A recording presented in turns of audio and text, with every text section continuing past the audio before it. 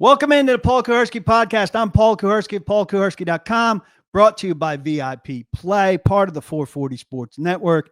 Happy to be with you. Sorry for a little malfunction there at the beginning. Take a week off and look what happens. 2 practices in the books for the Titans at training camp. Tomorrow morning, Nissan Stadium. I'm sure I'll see many of you there. 2 more years to go in this building. Heat on the sidelines tomorrow. And then indoor practice coming up in 2027. No more time off for me, says Sam. I don't know what that was about, but we're at the bottom of it. And yes, I will be taking that time off each and every year. Good to be with you. Some things to review out of these 2 practices. We cannot make too much of them. We cannot make too much of any one thing. I know people will want to start with Cam Ward, and we should start with Cam Ward. No big jump into the first 2 days, which is no big deal. But from minicamp, from the OTAs and from minicamp into the first 2 days, you weren't like, whoa, a lot going on there. Just the way Sam says here, seems like Barton was a good signing. Well, I mean, he's had 3 picks of, I think, all of Cam Ward. He should have had a second pick of Cam Ward the other day. But I think it's early to say, whoa, look at Barton. I think he's going to be a better player than Kenneth Murray. He's a more instinctive player than Kenneth Murray. But Cam Ward plays the middle of the field a lot, and I think that Barton has kind of picked up on maybe a Cam Ward cue or 2, and so I don't know that it will, does it translate to Denver, to the Rams? We'll see. Hopefully he's an upgrade and a good player. He's going to be covering to a degree, or tempted to overextend, I suspect, to help James Williams, who right now is next to him, or Cedric Gray, or whoever winds up next to him. So we will see what happens there. Ward, I watched his timing very carefully on the first day, intending to be the one guy who wrote about his timing. Then in some public settings, I got some good answers about timing, and a couple other people wound up writing about his timing. It looked pretty good on the first day, footwork and timing. Maybe 2 or 3 times his footwork wasn't good. But then on the second day, I had to tweet, a day after I wrote about Cam Ward and the offense's timing, it wasn't very good. Titans offense on the second day did not time things up very well. It was a disappointing effort. The defense definitely won. First day, there was a lot of time. I urge you to go back and read that piece, a lot of insight into how the Titans see timing as the central element of their offense. Some stuff from Brandon Allen about how it's more so than it was when he was in San Francisco, or his other stop, which I'm forgetting, but that in Cincinnati with Taylor and Callahan, and now here he sees it as an even bigger piece. But there was a lot of talk, and look, Derek Mason, respect him. Obviously had an excellent NFL career. It was a long, long time ago. And the first day of camp for Derek Mason, when he was drafted in 1997 and all those years after that, much different than the first day of camp circa 2025, my 30th camp, by the way. It's been set up that this is a ramp up period, and you don't just drop in and go the way you might have in 1997. There are no pads. You practice 4 times before you get into pads. They don't call long routes for the wide receivers intentionally because they don't want guys to stretch out and pull a hamstring or a calf or a groin. You're more prone to suffer a soft tissue injury, running deep stuff in the early days. The research has shown. So virtually every team is scaling that back. And these are kind of entryway practices, and the Titans aren't really going to go full till Tuesday or Wednesday next week. And I think, a big hit, and they're not in pads, or a big play, which usually comes deep in the passing game, tends to give you the kind of energy that people were saying wasn't there. The first day, by Cam Ward's assessment and most people's assessment, was meh. Well, what does a meh day mean? It means it was a wash, right? And now, if the defense has a big day like it did the second day, we all say, well, the offense sucked. Or if the offense has a big day, then everybody says, well, the defense sucked. What's going on? If there's a meh day, a mid day is what he said. If there's a mid day, that kind of means everybody canceled each other out and the offense and defense were pretty even, which actually is not a bad thing all the time. So I would keep that in mind. No pads, no long routes, no red zone, no third down, which are also periods that give juice and which will become omnipresent in short order in the play script, but are not yet. And here's Brian Callahan kind of talking about the shape of the early practices and how things will formulate, including for those of you who are going to be at practice tomorrow. Today, the first 2 days are base down days here. We'll get into third downs tomorrow. So this afternoon's walkthrough is pretty heavy third down. Tomorrow's practice is third downs. Saturday is going to be red zone. So we jump into them pretty quickly. And then for the rest of the time in training camp, there's probably either a third down or a red zone period in just about every practice.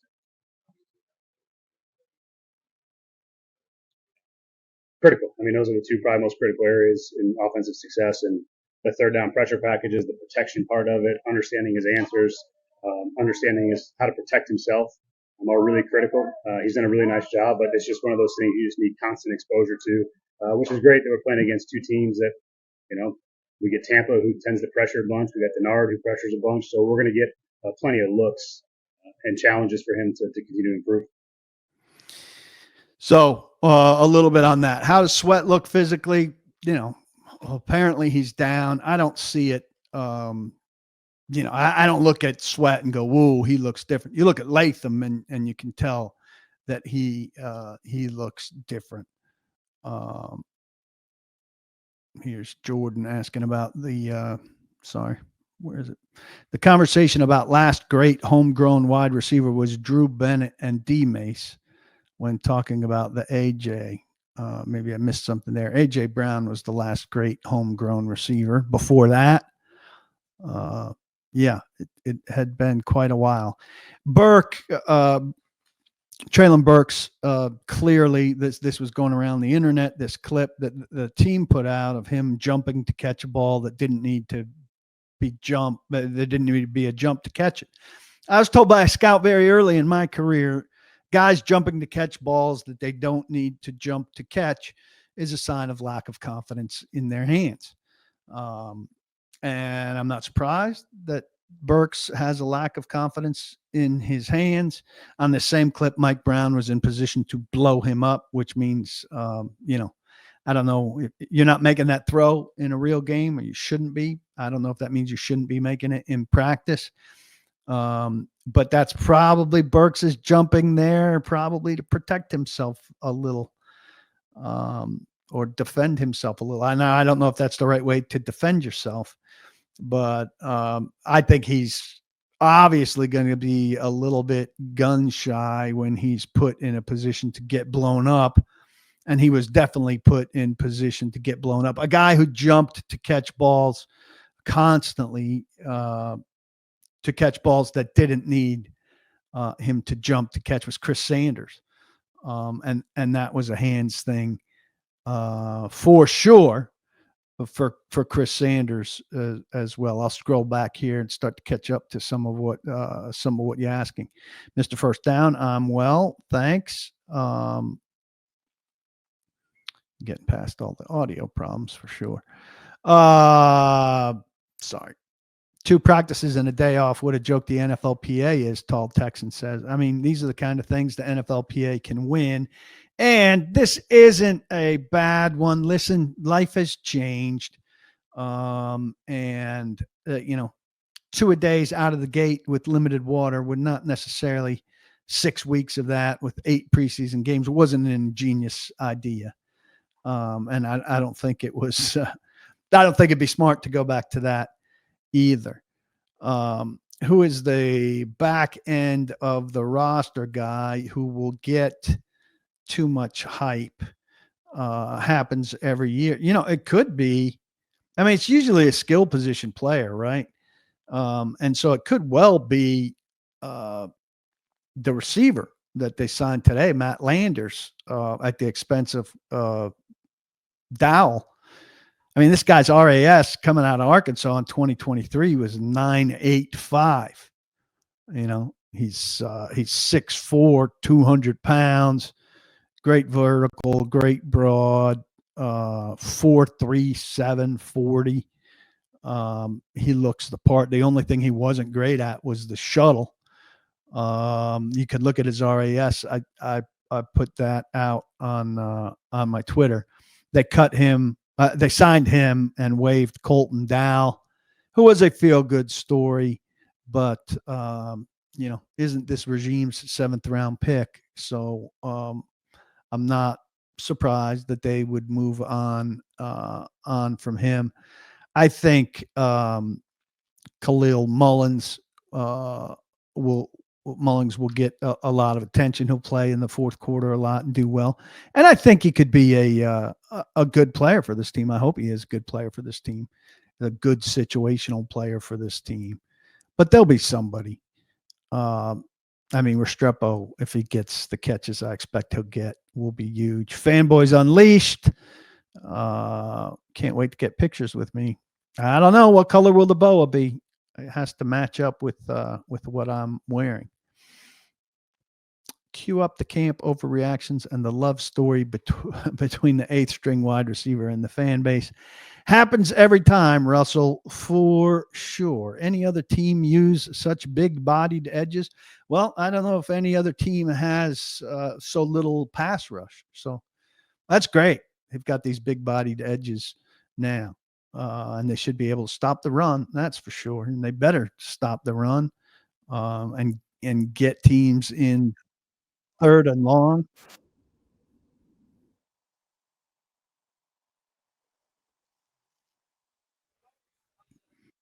How is this happening?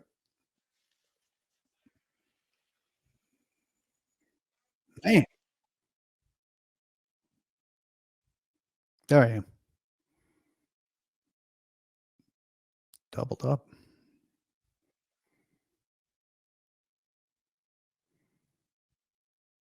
All right. Chaos upon my return. I have some bad screens open with Colbert sitting there waiting to start talking all of a sudden. I don't understand. Yeah, overreaction season. I try always, Russell, to tamp it down. Latham physically looks really good. I watched more. Sam is asking. I watched more yesterday. I'm writing a more story in the next couple days. I thought he looked. Can't remember the phrase I wrote down, but authoritative in a way. Certainly that NPF and Dillard and Daly did not look, but authoritative in a non-camp practice is being between your man and the quarterback. He was between his man and the quarterback a lot, but there were edge guys flying around some, and we'll get to that. Let's get back to those big edges. Like, don't let them sucker you into thinking, oh my God, the Titans are going big edges. The Titans are going big edges because the bendy, smaller edge who burns the edge and gets to the quarterback in a hurry was not available to them. If you think that, I understand them embracing this bigger edge thing, but if they could have had a guy shaped like Harold Landry who is better than Harold Landry and gets to the quarterback very quickly, very frequently, they would take that guy. If Arden Key was significantly better at getting to the quarterback on a regular basis, he would no doubt be a guy who was getting the majority of the snaps at one of the edge positions. It's convenient that these big guys are available, that Draymond Jones is available, that when Lorenzo Carter retires, there's Ward available for them. Because people aren't looking for gigantic, not gigantic, but very big edge guys who are stuff the run guys first and foremost, who don't rush the passer well. The premium's on the rushing the passer well. And they're talking, quite frankly, about a collective rushing the passer. Well, how many times have we heard Wilson and Tracy Rocker talking about if you get a one-on-one, you've got to beat your man up front. Well, that's a individual effort of that one guy beating his man and getting to the quarterback. But now they're not talking as much about that. It's early still, and they will talk about that. They're talking more about a collective victory of getting to the quarterback. So I'm not saying they're not going to talk about it anymore, but thematically, we heard frequently about when you're one-on-one to get to the quarterback when you're matched up that way. And now already an early theme of this camp is kind of there's going to be a collective collapsing of the pocket. Well, you need to win collectively when you don't have individual studs who can win. And the Titans have no individual studs who can win on the outside. Here then is Brian Callahan kind of getting at that. We got to get the quarterback on the ground. I think, like I said before, we had quite a high number of missed sacks. We got the quarterback in our grasp, but we're right in position to make it, and we don't get him on the ground. So we got to do that better. I think how we're going to rush this year, how we're going to deploy the people to rush, I think is going to be maybe a little bit, different from maybe years past, but we're going to find a way to collectively rush better and get the quarterback on the ground. There's a lot of things that go into that.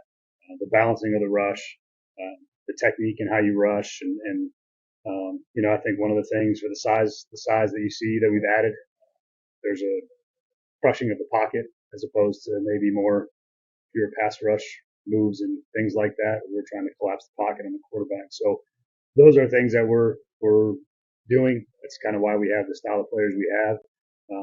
And then hopefully this translates into some more quarterback sacks and not just pressure. Is that why they have the style of players they have? I mean, is that exclusively why they have the style of players they have? I think they have the style of players they have because that's what's left.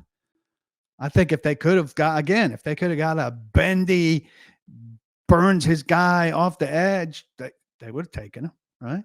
If they could have had Cam Ward and Abdul Carter's bigger.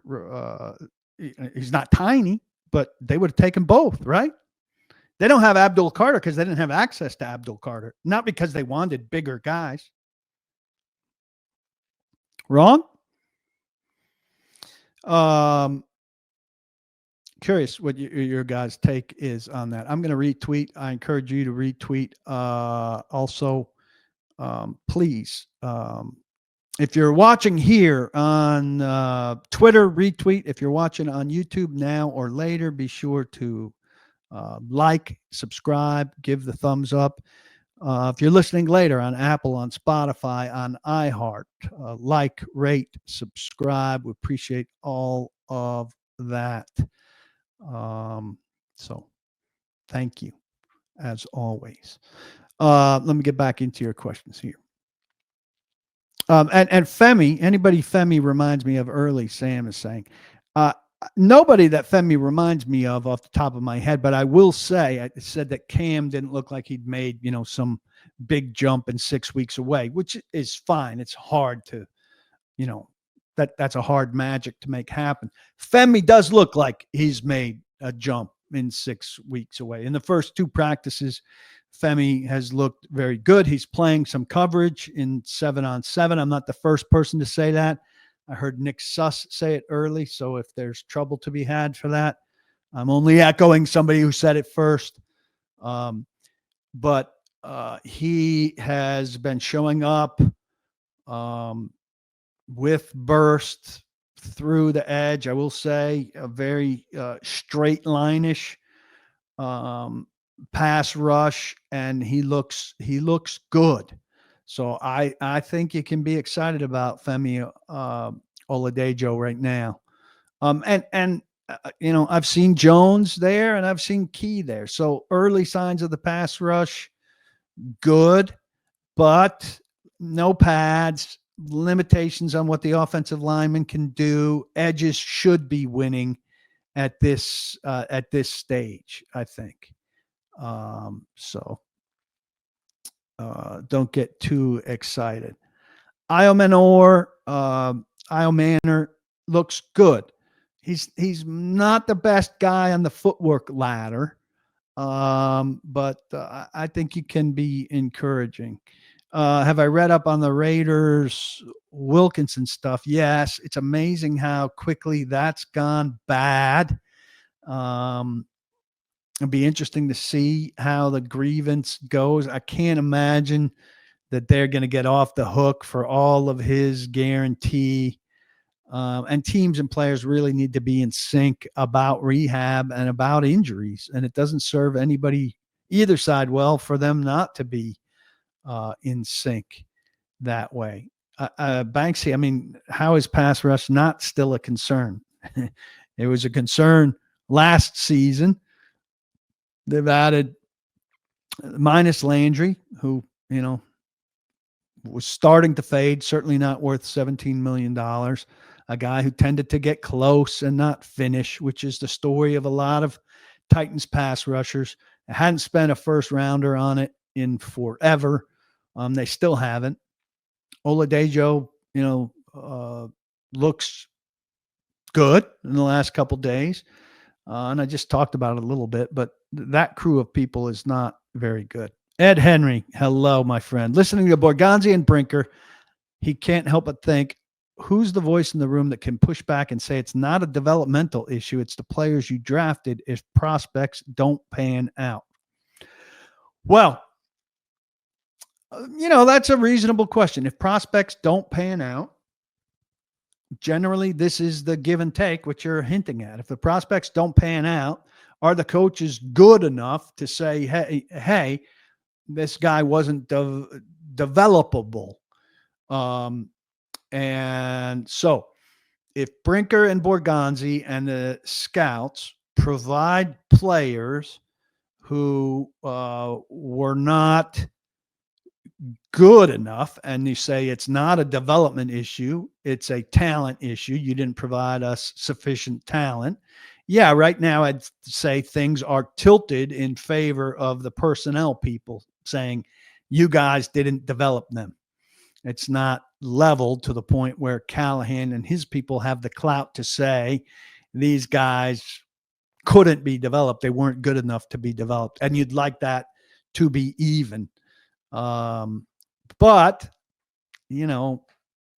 are Brinker and Borgonzi, I don't think it's going to be all the way one or all the way the other.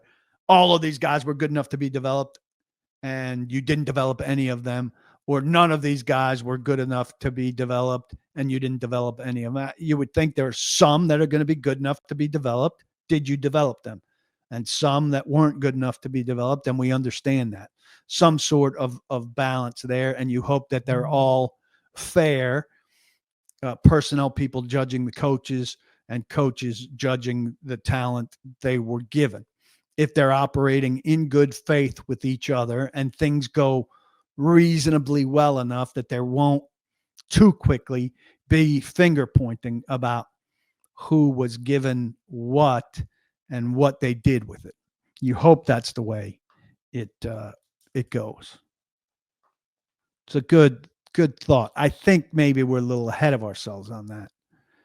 Anybody surprise me with their physical look after the offseason? Simmons lost a lot of weight and was curious if anyone else stood out. Well, Latham is the symbol. There's been a lot of talk about body composition, but I've not talked to a great degree of guys to have a chance to notice it. And then we're not in the locker room at this stage. We're talking to guys coming off the field in various states of um, dress. Most of them have pulled off their jerseys, but they might be in an undershirt. Some guys might have their shirts off and stuff. So it's not always easy to tell, particularly upon talking to them the first time.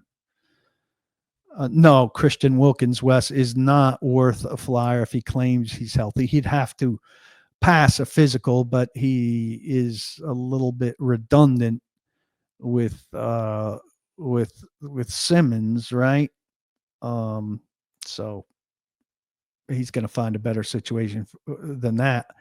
But it would seem that he's got to sort out the injury stuff and pass somebody's physical. Jabari wants to jinx the Titans. I don't believe in jinxes, but a lot of you won't like this. Is this the healthiest Titans camp in a while? Snead and Cush are the only two injured. It's day 2. Day 2. Do I think Levis gave the team an ultimatum, trade or surgery? Timing feels that way. Look, Levis can't force there to be trade interest in him. There was no trade interest in him during the draft.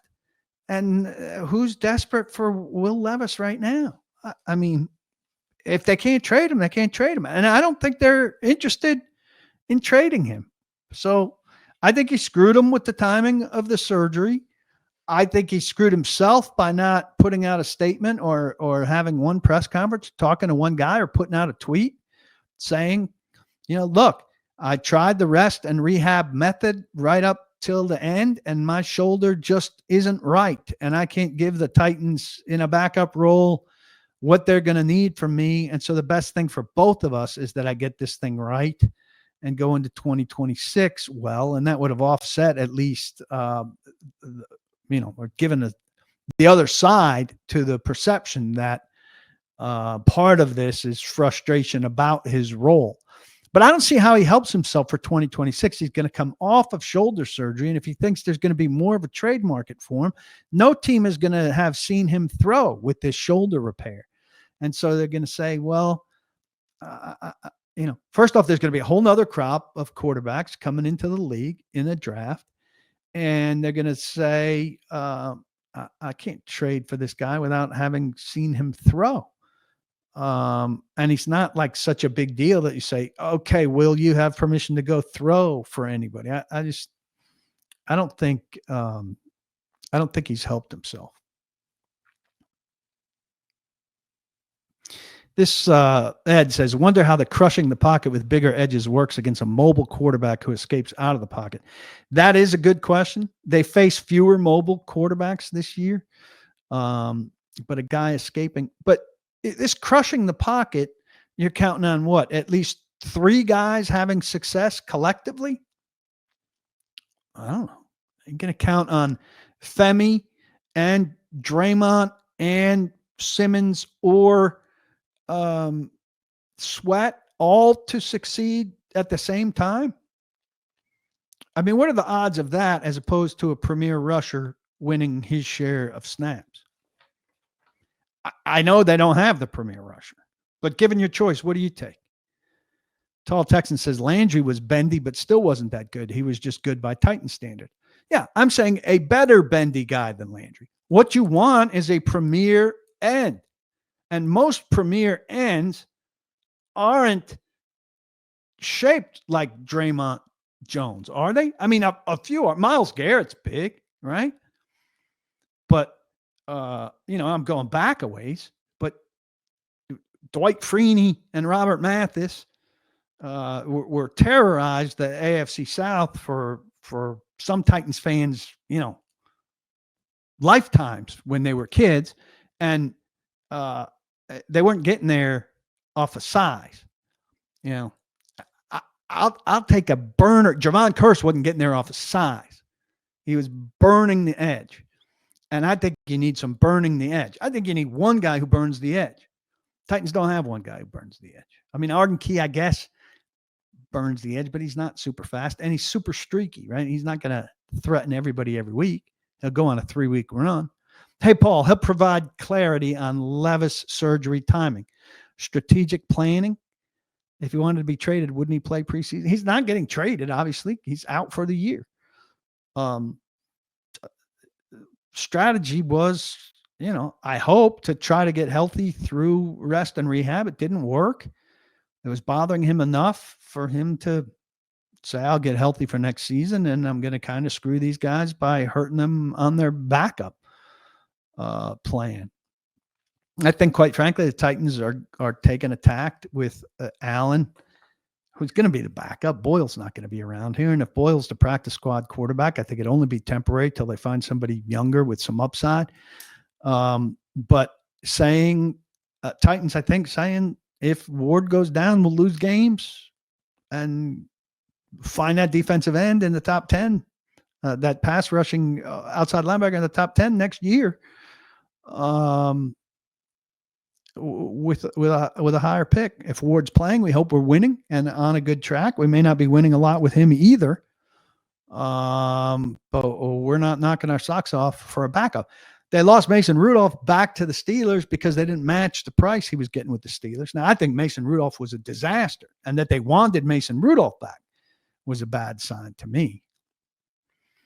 You can have a preference for bigger edges for your defense's style. I think saying it's only because the edges available is ignoring scheme preference. That's why I said both. Donnie D. That's fine if you want big edges. Are they allowed to have had sacks in their past? Because go look at Ward and his sack history. 2.1 a season. Terrific. Get yourself big edges. Get yourself big edges who've sacked people. I mean, Ward, in terms of pass pressure, is better player historically than Carter, who he's replacing.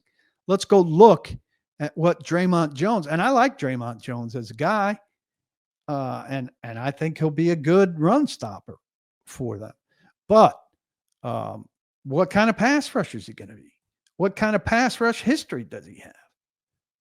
Draymond Jones, if we go look at him, I mean, he's never had, we're going sacks year by year, 3.5, 6.5, 5.5, 6.5, 4.5, 4. You're getting a guy in the last 2 years who had 8.5 sacks combined. You need 8.5 sacks total from him this year, and that wouldn't be really enough from a guy who's going to play a bulk of your defensive end snaps. So I get what you're saying. I'm fine with bigger edges. I just need bigger edges who get to the quarterback. I need players who get to the quarterback. I don't care what shape they are. Take away my bendy, burn the edge thing. Give me players who get to the quarterback. He doesn't. He hasn't. And look, I'm not saying this is just a failed strategy that's bound to fail. Derek Morgan was a nice player who got around the quarterback a lot and didn't finish. Brian Orakpo, once he got here, didn't finish enough, right?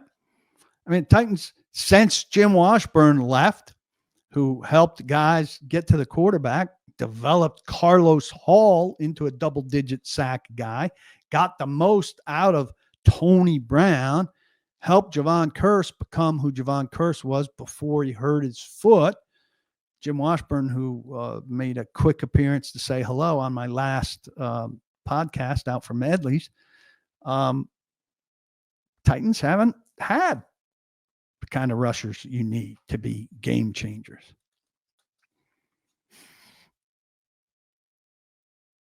Restrepo hadn't done much the last 2 days, and kind of Prochet maybe has been in Restrepo's spot. Number one says Key would be a much better pass rusher if he didn't try to get to the quarterback via Omaha. And you know how much, he swings out wide also. And Vrabel was big on this. He did not want a pass rusher to ever go behind the quarterback. So that was some bad news. Do I think Snead is a bust? I mean, Snead is tracking towards a bust, but what if Snead, look, they're playing all along, he wasn't going to practice a lot. He was not going to practice a lot. And they wanted to get him ready for Sundays. Now that was really what Rand Carthon said, but Brinker was co-signing it. So if he's ready for the opener in Denver and plays well, and they can get him ready for Sundays, and he plays, I don't know, 13 games. He plays a good 13 games at a plus level. He's not a bust. I mean, if they drafted a cornerback in the third round last year who had a rookie injury and then played 13 or 14 games at a plus level this year, I don't think we'd say that third rounder was awful.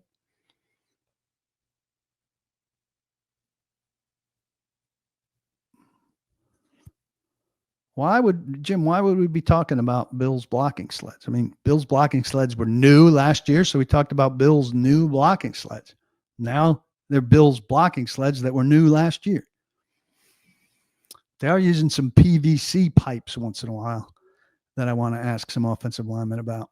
And I've talked to Skoronski and to Moore, and I forgot to ask both of them. So I think drafting Winston, Ed Henry asks, is drafting Winston meaning more 3 safety looks this year? I think they will have a bunch of packages, different packages with different secondary people in them.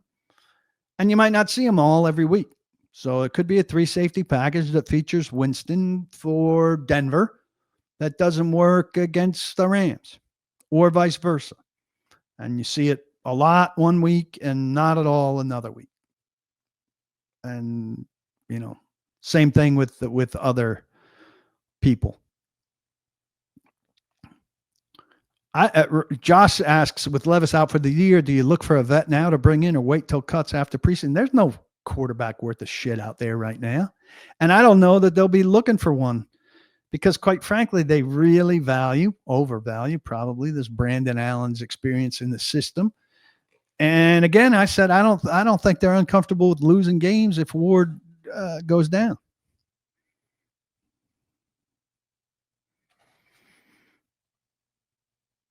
Well, saying this, Jay says the Titans have already stated they won't search for another quarterback. Seems Allen was always Callahan's endgame since Rudolph declined. Saying that they won't search for one doesn't mean they won't search for one. I mean, Lorenzo Carter retired, and they said, well, we might go get another outside linebacker, and they got one in a day. So you can't go hard line by what they say. But I tend to agree with you. So many conspiracies about Levis. I wonder if going on IR was to avoid a cut or a bad trade deal.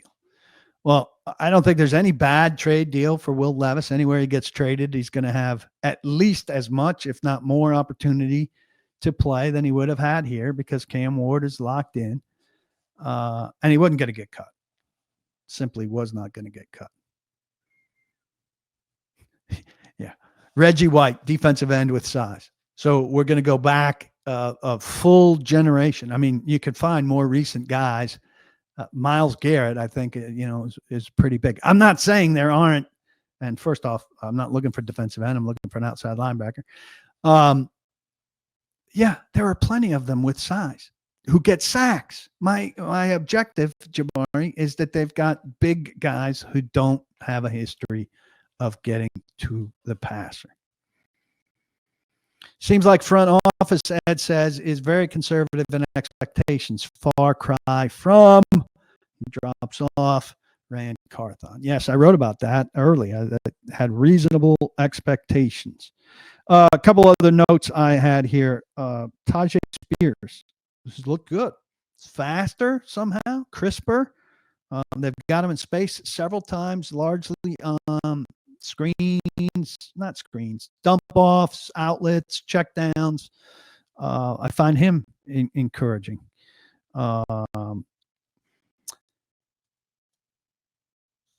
Williams at inside linebacker, Callahan really pumped him up this week. I don't know if that's lip service or meaningful talk of improvement.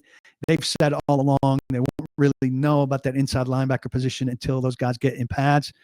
So we will see. But right now, and things change, right? 2 days does not mean anything about roster positioning for any position that's got potential movement. So Williams being there primarily the first 2 days doesn't mean anything. You know, we could be out there tomorrow and it could be Otis Reese or Cedric Gray or whatever. But he's off to a big start. Join Kuharsky.com. Exclusive content, insight, wrote different things than everybody else. Certainly will continue to try to do that. James Foster will be around. Mike Herndon will be around. Blake Bedingfield will be around. So you need to be a member. Let me tell you about VIP Play. I got a great deal for you. First off, they are the premier betting experience where everybody plays like a VIP. Sign up for VIP Play, and you get a welcome bonus of $100 when you make a $5 or more bet, and get an extra $50 when you use the code PaulTN. But don't run and do that just yet, because for 22 of you, an offense and a defense worth of people, I've got a extra special offer.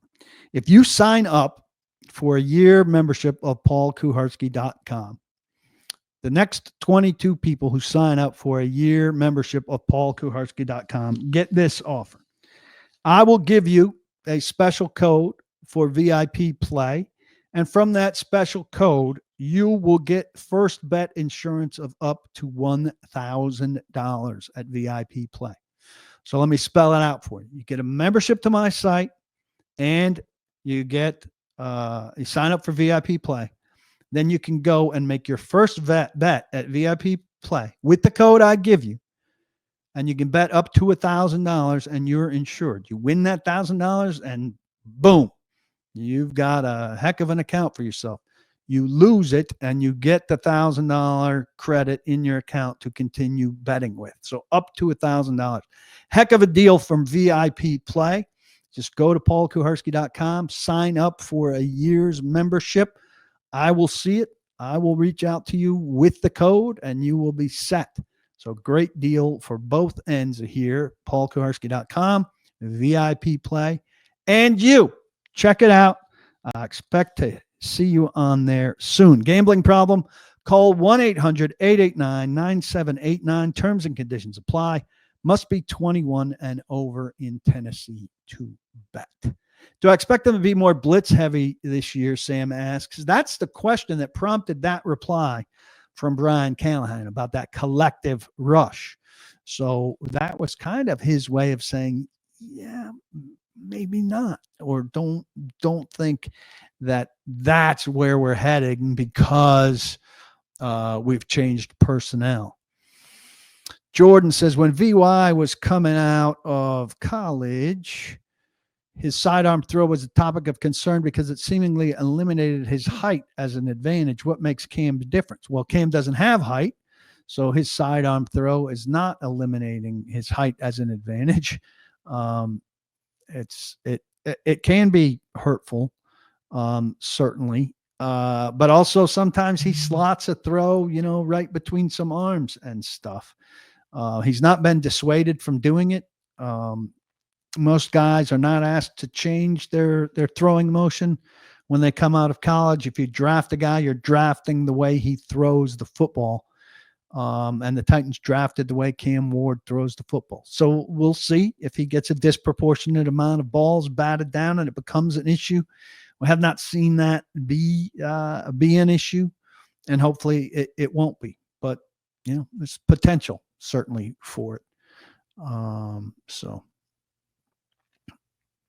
Yeah, Tall Texan said VY had Fisher as a coach, the quarterback career killer. That's the difference, because VY went on to such success with other coaches. Didn't he have Andy Reid as his second coach? Andy Reid, hardly a quarterback killer. And what did Vince Young do for him? So it's nonsense. Guys who left here apparently poisoned by Jeff Fisher, who went on to do nothing elsewhere. Titans contradict themselves from time to time, RP87 said. They just said how Simmons got smaller, but is still as strong. We need strong edges, but we still need the speed. Size shouldn't be a factor. They said that Simmons, who I think did it of his own volition, got down to 287 or whatever he is. And Callahan said, Teron Davenport asked a smart question. He said, you guys are talking about being bigger up front, yet your main guy is down 15 or 20 pounds. Help me square that. And he said, he's still a 300-pound man. So, in the case of Jeffrey Simmons, they don't see it as a contradiction. Restrepo does not, Michael Spain, seem as slow as he was timed, but the people who, just love him and dismiss speed as a concern are, exaggerating on the other side. He's probably, 4.6-ish. Between 4.6, 4.7.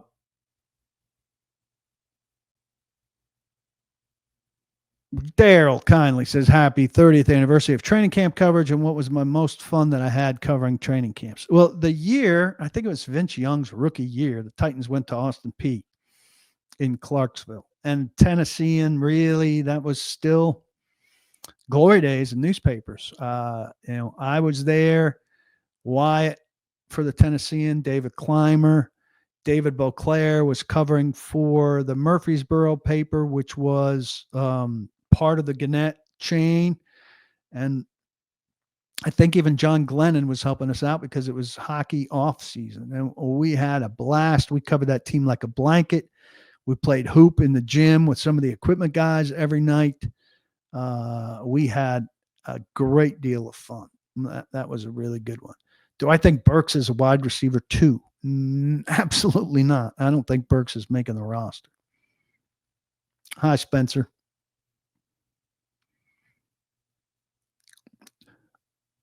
Winston really looked the part.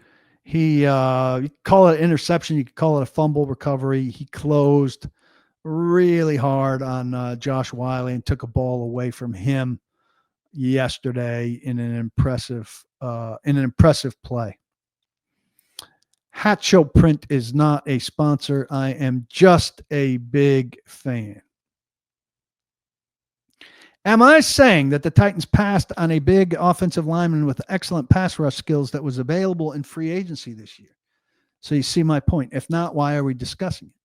They did not pass on such a person. They were not in range of such a person. They were not in range, really, of any excellent outside linebacker. I'm saying for them to say, our whole design is to go with big outside linebackers is kind of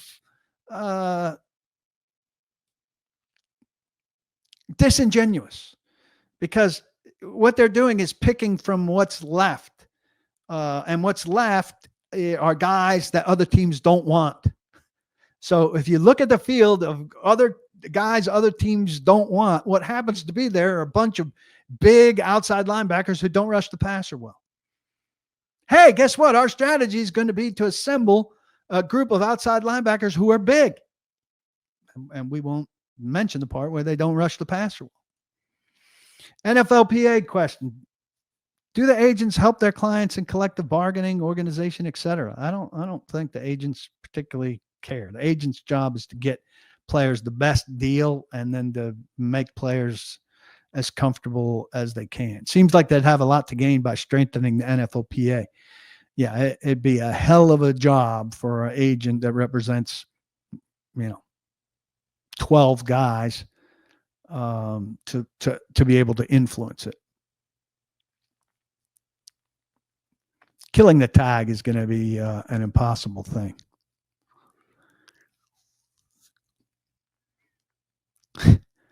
Mike Florio says the Browns are going to release Judkins due to domestic violence charges. Thoughts on the Titans having any interest? Yeah, the Titans would love to bring in a guy who just got cut by the other worst team in the league for domestic violence charges. It'd be a real PR win.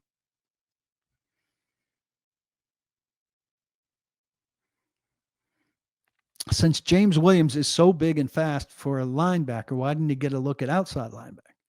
Well, because what he is a coverage inside linebacker because he was a safety. And safeties aren't pass rushers, they're coverage guys.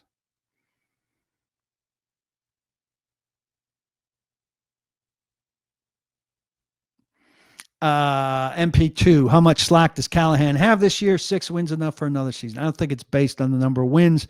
I think it's based on progress that doesn't necessarily translate to wins and losses. How's Cam Ward look? How does Cam Ward do this year? And I think it's about that. Adam asks a tight end pecking order. I think Wiley's way down. That's most of it. DMR probably up, Helm up, Chig, used mostly because they don't have anybody else. Cheap Titans. Who are the Titans being cheap about, Amar?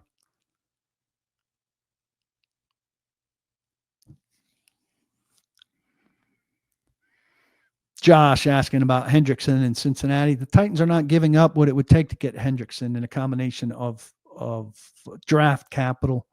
They very much want draft picks. They would like to add draft picks, not give away draft picks. A combination of money and draft picks and the timing of Hendrickson being 30, so he'll be 32, 33 when this group reaches its peak, and he'll be getting to his wall. It just doesn't time up well. He'd be great to have, but it doesn't time up with the Titans very well.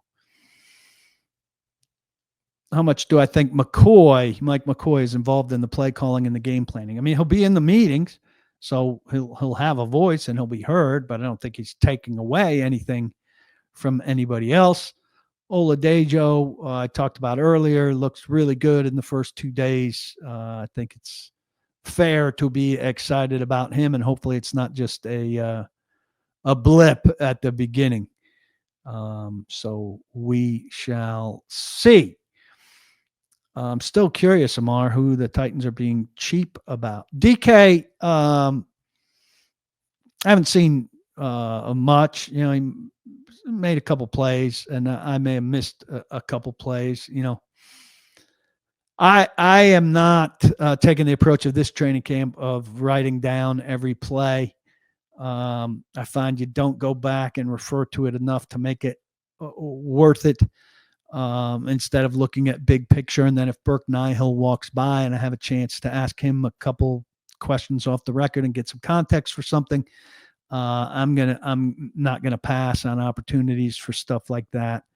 And so there are plenty of accounts that will live tweet virtually every play and tell you about something. And out of two practices, I can't tell you much about what DK has done or not done, Amar. Just a new approach with Chad and Borgo. They want to build through the draft, less big money on free agents, more playing unproven young players and trying to find a diamond in the rough. Oh, the first pick in the first round is not really a diamond in the rough spot, That's a find a franchise player spot. And it's not a cheap spot. It's the most expensive spot in the draft. It's not a spot you chase, but it's pretty ridiculous to call it cheap. It's not their strategy, actually, to have it. I don't know who you wanted free agency wise. Did you really love the year before? You big into Daniel Brunskill? Have you noticed how well it's gone when the Titans attack a big free agency? I don't know. If what you want is name recognition, you're rooting for the wrong team. Go find the team. When the Titans have won free agency, it hasn't gone well. They were a big winner in free agency last year, and they won 3 games. So I don't think you're paying careful enough attention.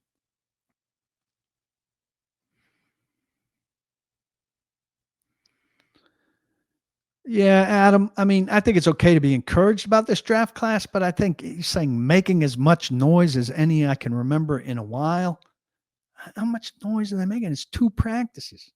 Cam, Femi, Winston, Alec, Helm. In 2 practices, they've made noise. You're talking about the outside linebacker approach, Amar says. Which outside linebacker did you want them to go get? They drafted an outside linebacker in the 2nd round after they traded down to gather some picks, which allowed them to get Winston, who looks like he could be a pretty good player. But I'm not sure who you wanted. This is the secret to the league. Players at premier positions, left tackle, pass rusher, corner, quarterback, all of which they had a need at. If you're any good, you don't make it to free agency. And if you make it to free agency, there's something wrong with you. So what the Titans need to do is use high draft picks to get guys at those positions and then lock them up long term with the 2nd and 3rd contract. And this team hasn't been locking anybody up with 2nd and 3rd contracts because they've drafted so poorly. Do I think Vrabel will get the Patriots to the playoffs in the next 3 years? Absolutely. Amar wanted Dre Greenlaw and Robert Spillane. Yeah, those guys would have been the solution.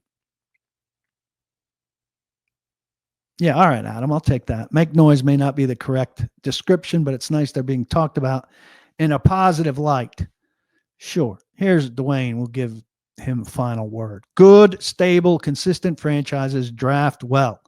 Free agency should be the sprinkles and the cherry on top of the sundae. Now, it takes a while to get there. Again, Titans have a lot of holes on this roster. Not going to be able to fill them all with the draft next year. I mean, we already know what they need to draft in the 1st round next year. An edge rusher, right? They're going to need a cornerback because this will probably be the end of Snead. Though I will say, and I'll leave you with this, one guy I would keep a close eye on who's back after missing the spring and minicamp. Darrell Baker. I really like Denard Wilson's abilities with corners. They traded out cornerback coaches. We'll see how much of a difference that makes. But I like Darrell Baker. And, he's the guy with Snead out to look for opposite Jarvis Brownlee. Darrell Baker. Look for him and I would expect solid plus play from Darrell Baker when he plays outside corner for the Tennessee Titans this year. So there's a guy to be optimistic about. I think he'll develop. Check out VIP Play. Great offer there. If you sign up for a year membership at paulkuharsky.com, which you absolutely should. This is the prime time to sign up for that. Then I'll give you a code to sign up at VIP Play, and you got bet insurance on your first bet up to $1,000. That's a hell of a deal. So I'd urge you to do that. Podcasting, I'm not exactly sure the timing. It's going to be a little bit flexible based on the Titans practice schedule. Look forward to seeing some of you out at Nissan Stadium tomorrow. I would imagine tickets are still available, but you have to get them online. So go to their website and check that out. Save yourself a hassle if you want to go out there and check them out tomorrow. There will at least be some red zone work. Say hello. If you see me, I look forward to that. Don't block the box, and be sure, please, to lock your locks. I appreciate you coming. Sorry for the audio difficulties earlier. Take care.